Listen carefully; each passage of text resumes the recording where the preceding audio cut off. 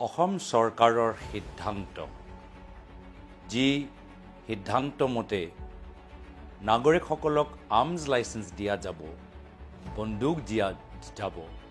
যথেষ্ট নিন্দনীয় এয়া হ'ল অসম চৰকাৰ গৃহ বিভাগ আৰু মুখ্যমন্ত্ৰীৰ বিফলতাৰ প্ৰমাণ নিৰাপত্তাৰ দায়িত্ব হ'ল বৰ্তমান চৰকাৰক উত্তৰ দিব লাগে যে এনআৰসি ক'ত গ'ল অসম চুক্তি ক'ত গ'ল যেতিয়া আমাৰ প্ৰদেশৰ ভিতৰত ফৰেনাৰ্ছ ট্ৰাইব্যুনেল জৰিয়তে বিভিন্ন আমাৰ পদক্ষেপ আছে এই সময়ত তেওঁলোকে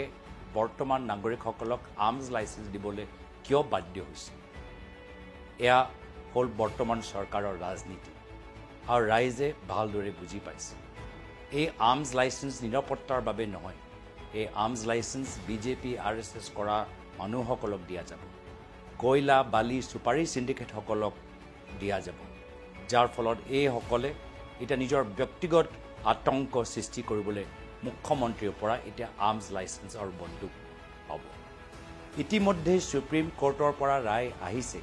যে বৰ্তমান চৰকাৰে পুলিচৰ ওপৰত হেঁচা প্ৰয়োগ কৰি ভুৱা এনকাউণ্টাৰ যোগেদি অৰাজকতা সৃষ্টি কৰিছে এতিয়া আকৌ এই নীতিৰ যোগেদি ভুৱা এনকাউণ্টাৰ হোৱা যথেষ্ট আমি ভাবিব পাৰোঁ সুবিধা আছে ৰাইজে বন্দুক নিবিচাৰে ৰাইজে চাকৰি বিচাৰে ৰাইজে গাঁৱৰ ভিতৰত শুদ্ধ খোৱা পানী বিচাৰে এইখিনিৰ ওপৰত গুৰুত্ব দিয়াটো বৰ্তমান চৰকাৰৰ বাবে বেছি উচিত আমি এই সিদ্ধান্তটো গৰিহণা দিছোঁ আৰু বৰ্তমান ৰাইজক সজাগ আৰু সচেতন হ'বলৈ আহ্বান জনাইছোঁ